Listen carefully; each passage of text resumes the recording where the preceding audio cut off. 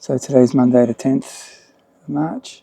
I was discharged from hospital on the 8th of March, which was a Saturday. My partner was able to pick me up.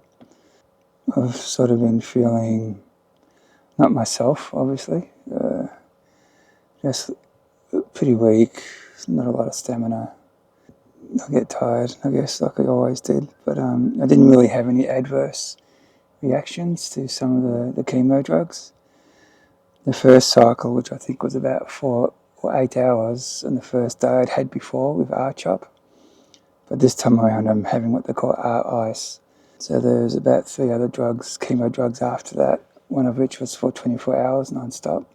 And then that finished on Saturday morning, so they let me go home Saturday night because my blood counts were all okay, they weren't too low. But they've given me a lot of medication to take home to help me cope with the side effects, like nausea tablets, tablets for fungal infections, bacterial infections, viral infections, tablets to help protect my kidneys, so I'm going to the toilet a lot. But yeah, so I can't say that it was as bad as I was expecting, because some of the side effects in the list that they give you, the medication that you're getting, or the chemo drugs, some of it talks about brain swelling, change of personality, mood swings, so it's like, it sounds a bit scary, but of course they're just the things that are very rare, but it's a possibility. But the worst I got was some night sweats and just been woken up quite a few times during the night. I can say that the hospital looks after you well. The staff at Peter Mac, the nurses, the doctors are all wonderful and supportive and patient. They serve a lot of food. I made the mistake of going through the menu options on the terminal in my ward, and it'll say like for a particular subgroup of breakfast, for example, you can pick 1 or 2 items.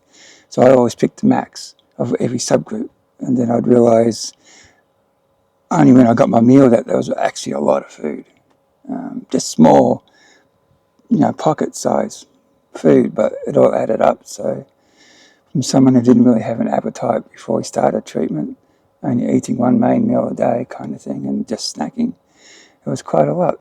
I went in there constipated. I'm still constipated, so I'm not really looking forward to when that decides to come out, because I think it's going to be massive with 3 days of food stuck in there. But yeah, so my partner and his sister were good enough to let me stay a few extra days, because I was only going to stay up for a week for a couple of original appointments, but an extra 4 days for chemo. And so tomorrow will be time for me to head back to my cousin's farm, take Joe with me, and then I guess I'll have to organise my life a bit better, my lifestyle.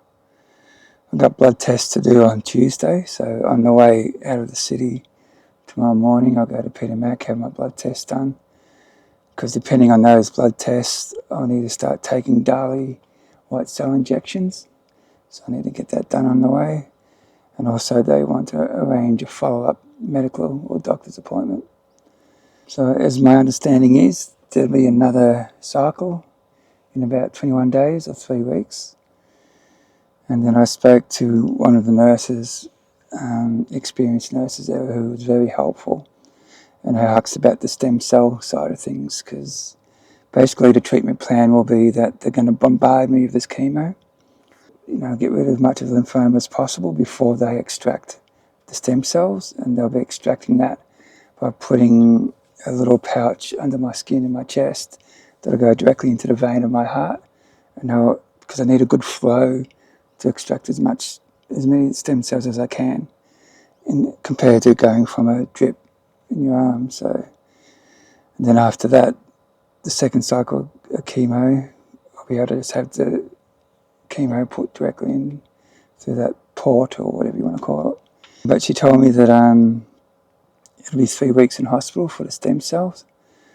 So it's not a case like with the chemo, I have 1 course, then go home for a week or 2, then come back.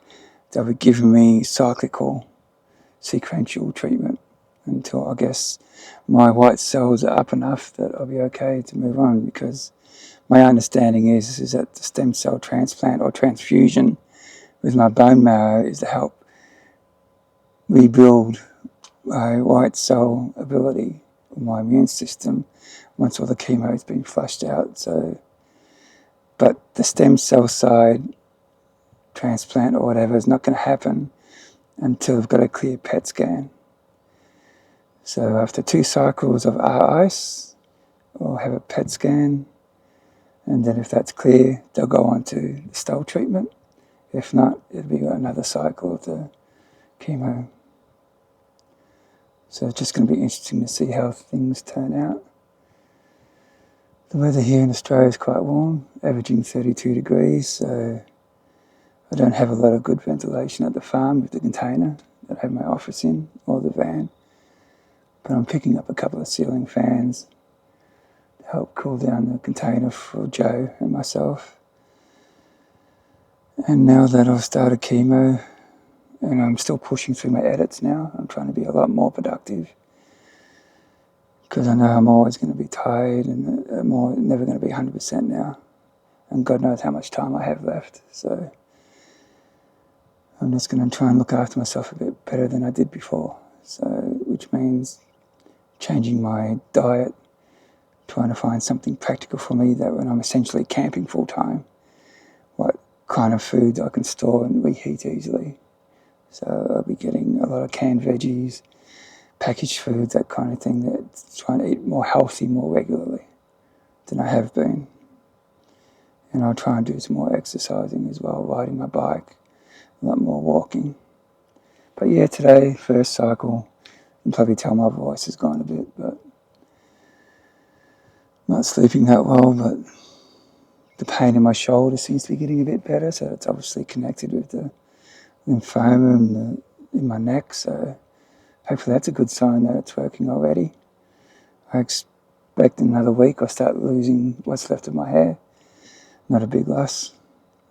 But yeah, so that's the update.